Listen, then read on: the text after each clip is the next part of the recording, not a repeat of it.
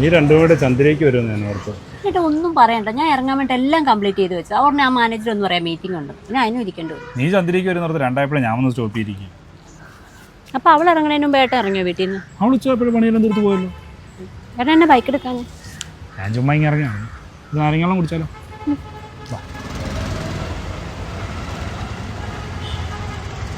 നമുക്കൊരു ഓട്ടോ വിളിച്ചാലോ ഏട്ടാ? എന്തിന് നടന്നാ പോരെ? കട്ടിലിൽ അവിടുന്ന് വാതിൽ വരെ നടക്കാൻ മടിയുള്ള നിങ്ങളാണേ പറയുന്നേ. എന്തുകൊണ്ടല്ലോ കാര്യം എന്താ? ഒരു കാര്യമില്ല. എന്ത് കാര്യം? ഒന്നവിടെ നിന്നേ. എന്താ സത്യം പറ, എന്താ നിങ്ങളുടെ മുഖത്തൊരു കള്ള ലക്ഷണം? എന്റെ മുഖത്ത് കളലക്ഷണം ഒന്നുമില്ല. ഉണ്ട്, കാര്യം പറഞ്ഞേ, എന്താ കാര്യം? ഒച്ച വെക്കല്ലേ, കാര്യം പറയാം. പക്ഷെ നീ ദേഷ്യപ്പെടല്ലേ? ഇല്ല, കാര്യം പറ. എൻ്റെ 2 ഫ്രണ്ട്സ് വീട്ടിൽ വന്നിട്ടുണ്ട്. ഏത് ഫ്രണ്ട്സ്?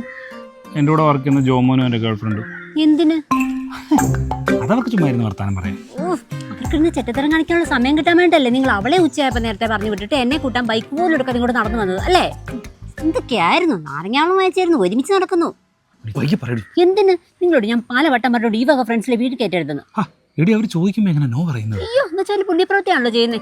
റൂം എടുക്കാൻ കാശില്ലാഞ്ഞിട്ട് ബലവന്റെ വീട്ടിലേക്ക് വലിഞ്ഞു കയറി വന്നോളൂ. നീ ഒരു തവണത്തേക്ക് ക്ഷമിക്കും, ഇനി ഇങ്ങനെ ഉണ്ടാകത്തില്ല. വേണ്ട, നിങ്ങൾ എന്തെങ്കിലും കാണിക്കും. പിണങ്ങല്ലേ? ഇനി ഒറ്റ ഒരുത്തന്നെ വീട്ടിലോട്ട് കൊണ്ടുവരാം. അവരിപ്പം പോകും വീട്ടിലോട്ട് പോകും. ഞാൻ ഇനി എന്തിനാ അങ്ങോട്ട് വന്നിട്ട്? ഞാൻ വരുന്നില്ല. അതന്നെ ഓവർ ടൈം ഉണ്ടെന്ന് പുള്ളിക്കാരന് കള്ളം പറഞ്ഞിട്ടാ ഞാൻ ഇങ്ങോട്ട് പോകും. ഇവിടെ വീട്ടിൽ വേറെ ആൾക്കാരുണ്ടല്ലോ. സന്ധ്യ ആകുമ്പോൾ നിങ്ങളുടെ കെട്ടിയോളം തിരിച്ചു വരും. ഞാൻ പിന്നെ എന്തിനാ അങ്ങോട്ട് വരുന്നു? വീട്ടിൽ ഒരു മുറിയല്ലടി, ഒരുപാട് മുറികളുണ്ട്. നീ സങ്കടപ്പെടല്ലേ?